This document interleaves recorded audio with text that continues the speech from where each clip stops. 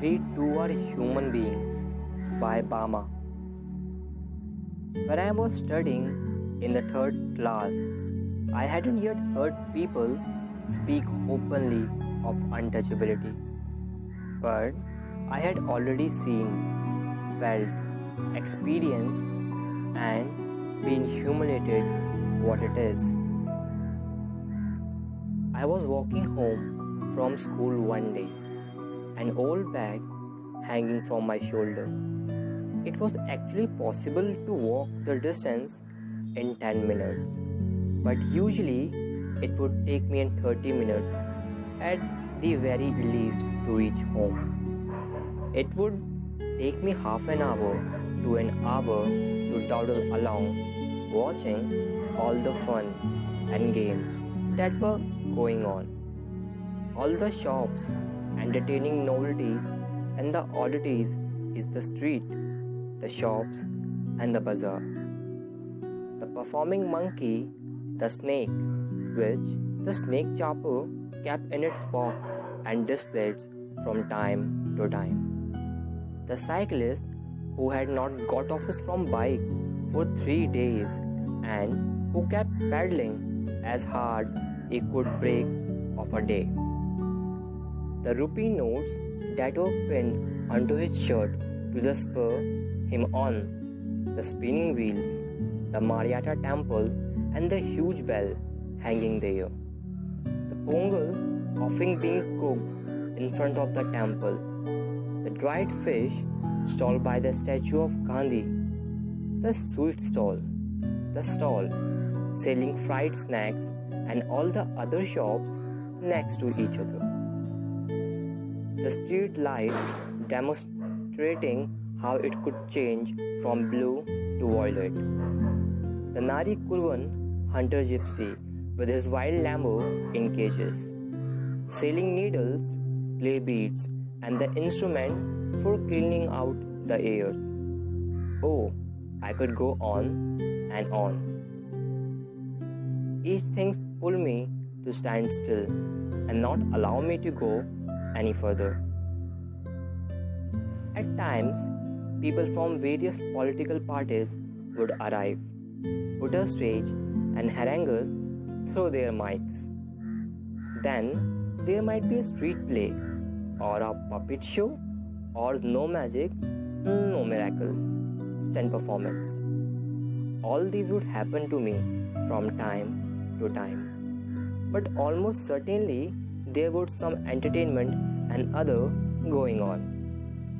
Even otherwise, there were coffee clubs in the bazaar, the way each waiter cooled the coffee, lifting a tumbler high up and pouring its content into a tumbler hand in his other hand. Or the way some people sat in front of the chopping of onion, their eyes turned elsewhere so that they would not smart, or the almond tree growing there and its fruit which was occasionally blown down by the wind. All these sights taken together would tether me my legs and stop me coming to going home.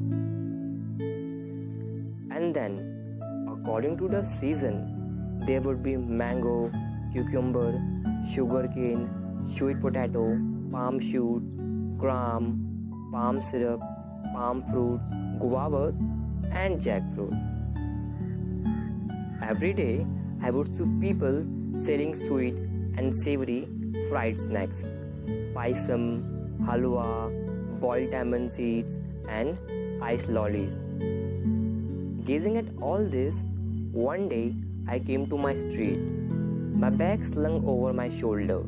At the opposite corner, though, a threshing floor had been set up, and the landlord watched the proceedings, seated on a piece of sacking spread over a stone ledge. Our people were hard at work, driving cattle in pairs round and round to treat out the grain from the straw. The animals were muzzled so that they wouldn't help themselves to the straw. I stood for a while there, watching the fun. Just then, an elder of our street came along from the direction of the bazaar. The manner in which he was walking along made me want to double up. I wanted to strike with laughter at the sight of such banana packet carrying a small fashion packet in that fashion. I guessed there was something like vadai or green banana bhaji in the packet because the wrapping paper was stained with oil. He came along holding out the packet by its string without touching it. I stood there thinking to myself, if he holds like that, won't that package come undone and the vadais fall out? The elder went straight up to the landlord, bowed low, and extended the packet towards him. Cupping the hand that held the string with his other hand, the landlord opened the parcel and began to eat the vadais. After I had watched all this, at last I went my home. My elder brother was there. I told him the story in its comic detail. I fell about with laughter at the memory of a big man and an elder at that making such a game out carrying the parcel. But Anand was not amused. Anand told me that man was not being funny when he carried the package like that. He said everybody believed that they were upper caste and therefore must not touch us. If they did, they would be polluted. That's why he had carried the package by its string. When I heard this, I did not want to laugh anymore and felt terribly sad. How could they believe that it was disgusting of one of us held package in his hands, even though the vadai first had been wrapped in banana leaf and then passed in a paper? I felt so provoked and angry that I wanted to touch those rich vadais myself straight away. Why should I fetch and carry for these people? I wondered. Such an important elder of ours goes meekly to the shops to fetch snacks and hands them over reverently, bowing and shrinking, to this fellow who just sits there and stuffs them into his mouth. The thought of it infuriated me. How was it that these fellows thought so much of themselves? Because they had escaped 4 points together? Did that mean they must lose all human feelings? But we are humans too, and our people should never run these petty errands for these fellows. We should work in their field, take home our wages, and leave it that. My elder brother, who was studying at a university, had came home for the holidays. He would often go to the library in our neighboring village in order to borrow books. He was on his way one day, walking along the banks of irrigation tank.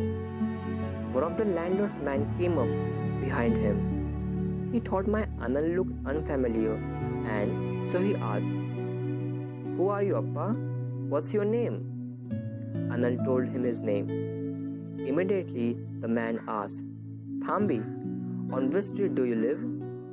The point of this was that if he knew on which we street lived, he would know our caste too. Anand told me all these things, and he added, "Because we born in this community, we are never given honor or dignity or respect. We are stripped of all that, but if we study and make progress, we can throw all these dignities away. So, study with care, learn all you can. If you are always ahead in your lessons, people will come to your own accord and attach themselves to you. Work hard and learn." The words that Anand spoke to me that day made me very deep impression on me, and I studied hard with my all breath and being, in a frenzy almost. As Anand had urged. I stood first in my class, and because of that, many people became my friend.